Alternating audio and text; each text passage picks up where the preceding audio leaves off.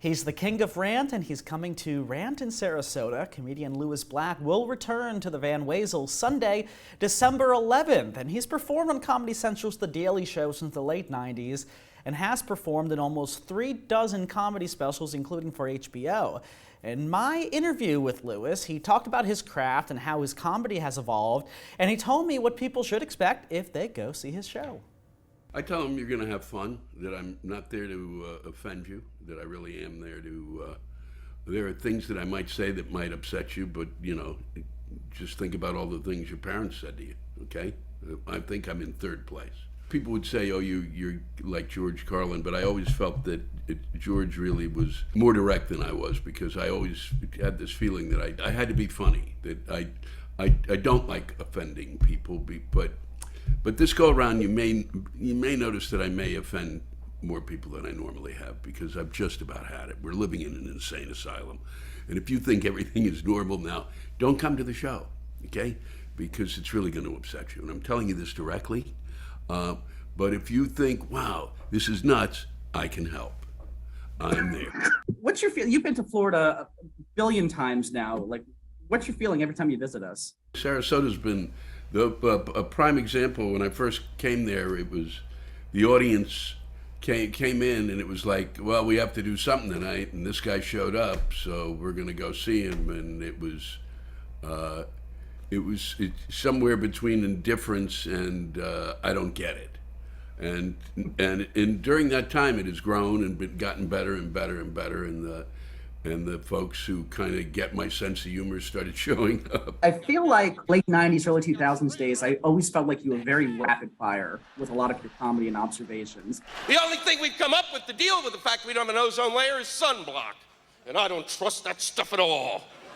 Because the people who told us about sunblock are the same people who said eggs are good. And then they said eggs were bad. And then they said they were good, and then they were bad. The yellows may not be good. The white, make up your mind! It's breakfast, I gotta eat! And then I kind of felt like over time you had slowed it down a bit. Do you feel like the way you present your material has changed in any significant or noticeable way? Yeah, I mean, when I started, I was in, you know, from the time I walked on stage until I really got comfortable, I was kind of in panic mode. And so it would be rapid fire. And it also was rapid fire because I didn't want to take a breath, because that might allow somebody to heckle. So it was always rapid fire to kind of seal that off. Over time, I trusted myself more. I also found that I understood something I hadn't before, which was that silence can make something really, really funny. You take that pause, and that allows something to sink in, and then you give the punchline. That's a totally different. Jack Benny lived on the silence. Look it up, okay, for those of you, look him up. So Jack Benny would do these things, and he would like take a pause, and the pause, you could run railroad trains through the pause. And then he would give the punchline, and people would just explode, because they were waiting so long, and it was kind of like the edge of their seats. I also found that you didn't have to scream to get something across. You might be able to do it another way. I had hoped as a kid that I would actually have a play done in this theater, and then they would take it from here, and then it would go to New Haven, and then go to Washington, D.C., and then go on Broadway. And nope, instead I'm doing this.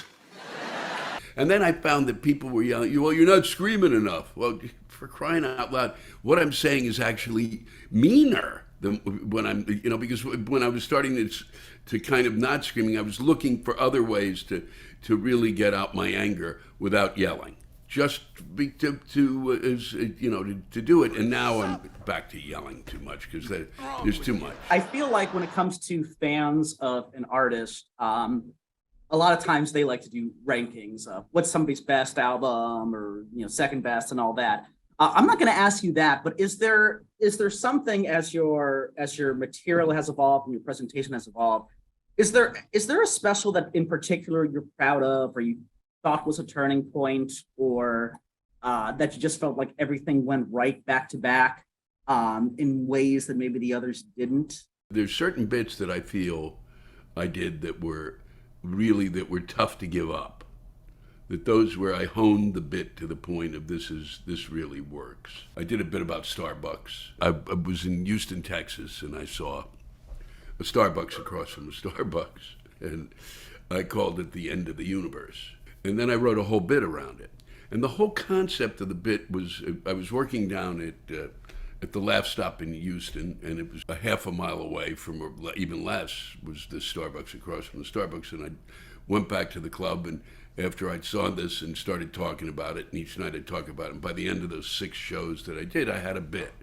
And then I honed the bit down, and it was the first time that I had really written a bit for television.